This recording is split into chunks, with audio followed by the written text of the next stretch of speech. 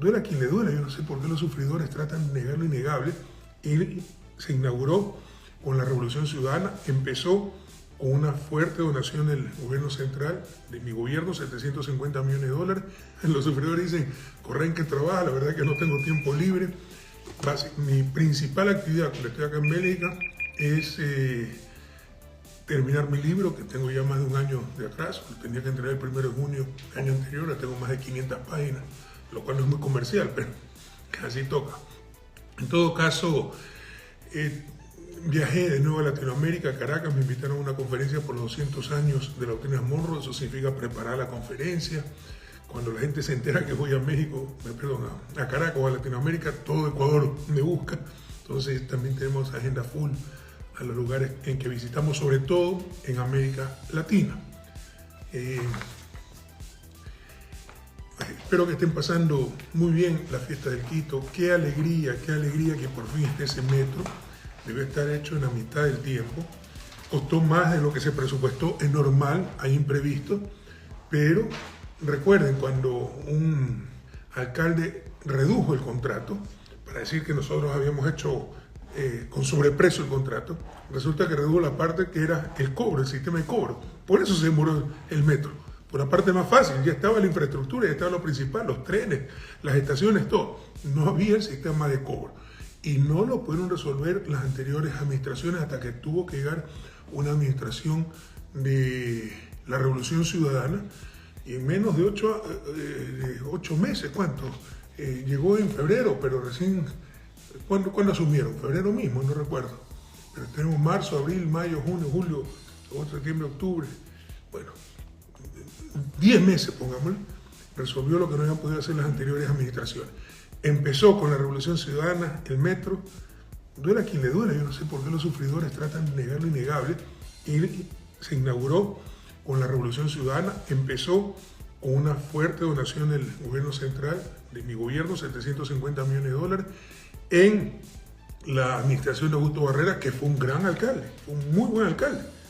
Pero otra cosa es que es un traidor y un acomplejado oportunista que conmigo nunca podía, como sabía que conmigo nunca iba a ser presidente, aprovechó la primera oportunidad para meternos a puñaladas, desprestigiarnos y prestarse a todo con el gobierno de Moreno.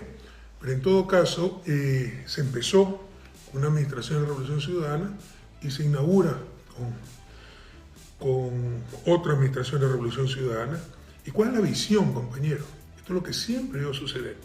Transporte público masivo con electricidad, no con combustibles de origen fósil, que son contaminantes, no renovables, pese a que producimos eso. Pero es mejor tener excedentes para exportar que consumirlos nosotros mismos. Y tenemos también una gran capacidad de energía eléctrica. Yo recibí el país con 3.000 megavatios de potencia instalada hidroeléctrica, lo dejamos en 6.000, pero la capacidad es 20.000.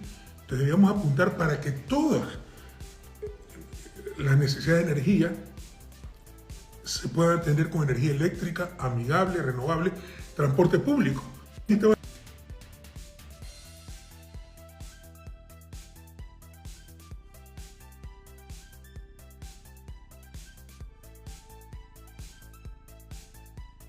Destrozar a la patria. Y le decía que el metro es una visión general, transporte público masivo, en lo posible eléctrico, como también el tranvía de Cuenca, y que va a ayudar mucho a Quito, a la movilidad. Quito es una ciudad que se presta para esto, porque es una ciudad muy larga, entonces el metro es fantástico. Transversalmente ya puede ser atendido por otros medios de transporte, bus, etcétera, porque es muy angosta, entonces se atiende a menos personas, pero a lo largo de Quito, bueno, Quito es una ciudad de más de 40 kilómetros de largo, ¿no? Entonces, ideal para un metro, y miren cómo se han acortado las distancias. Una de las grandes ventajas del metro es que une el norte con el sur, ahora en pocos minutos. Alguna gente en redes sociales decía, pero que sea autofinanciable. No tiene que ser autofinanciable. Para eso es lo público. Si fuera autofinanciable lo haría espontáneamente el sector privado. Lo público es buscar la rentabilidad social. Si no, nunca se hicieran monumentos. Pues, ¿cuál es la rentabilidad de un monumento? Entonces saquemos la columna de la Independencia, pues en el parque, en la Plaza Grande. O sea, tiene otra lógica el sector público. Es la rentabilidad social. Y si bien puede haber un ingreso financiero, la rentabilidad social es enorme. Por ejemplo, deja de utilizar combustibles de origen fósil, ¿no?, contaminantes, no renovables, y utiliza electricidad amigable con el medio ambiente, de origen hídrico. Por ejemplo, el tiempo que la gente ahorra en traslado, el tiempo es impresionante. Y eso se puede cuantificar, pero no es rentabilidad financiera, pero es un ahorro enorme, incluso monetario, porque con más tiempo la gente puede trabajar más en cuestiones lucrativas o puede estar más tiempo con su familia. O sea, en general mejora mucho el bienestar, y eso es lo que debe buscar lo público, no la rentabilidad financiera, sino maximizar el bienestar, el bien común. Disminuye accidentes y los gastos curativos asociados con esos accidentes, disminuye congestionamiento. Normalmente también como complemento hemos puesto las plataformas gubernamentales cerca de estaciones del metro. Por ejemplo, la plataforma financiera, que es la edificación con mayor metro cuadrado de superficie en todo el país, no sé si sigue siendo, y que alberga 4.000, 5.000 funcionarios públicos. Ahora puedes ir en metro hasta la estación de La Carolina, caminar 60 metros y ya están en sus puestos de trabajo. Entonces esto va a mejorar muchísimo la vida de la capital, y les insisto, una visión general. Tenemos que ir a energía renovable, amigable con el medio ambiente, empezando por el transporte público, pero incluso en energía que utilizamos en nuestros hogares, porque si se hubiera contratado un consultor para elegir el peor combustible para los hogares, hubiera elegido el gas licuado de petróleo que usamos. ¿Por qué? Peligroso, ineficiente, 60% del calor, 40% por lo menos se disipa, no es que va a la cocción, importado en su mayoría, no renovable, y cuántas muertes por explosión de cilindros, por inhalación de gas tenemos que lamentar cada año. Entonces esto debe ser una visión general, ir hacia energía renovable, amigable en todos los sectores, como el metro de Quito, como el tranvía de Cuenca, el sector de transporte público, y en toda la fuente de energía que necesitemos tratar de utilizar electricidad.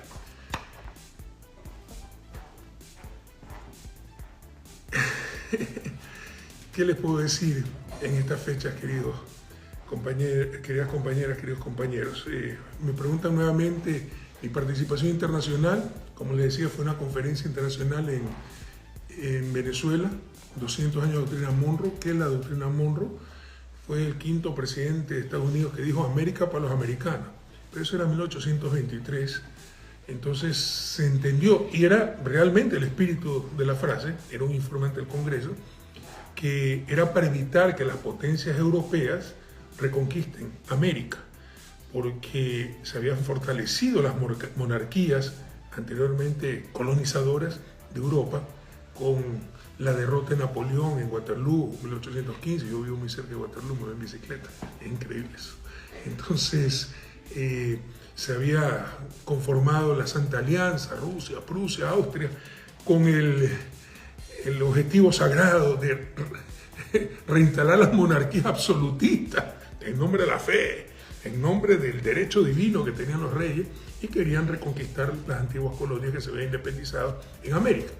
Por eso James Monroe, quinto presidente de Estados Unidos, América para los americanos. Lastimosamente eso después se distorsionó.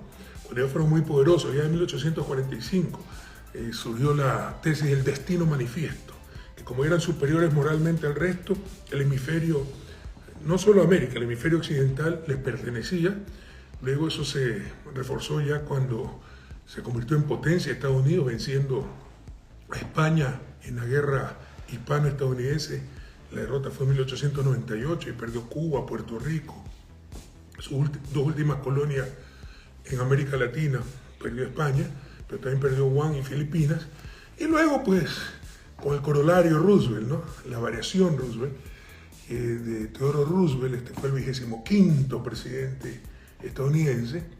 Allá por 1904, en su informe al Congreso dice, nosotros podemos intervenir en cualquier país de América Latina si los intereses estadounidenses están en peligro. Y 2 años antes había proclamado también la doctrina del garrote y la zanahoria, ¿no? Hablar suavemente, pero con un garrote en la mano.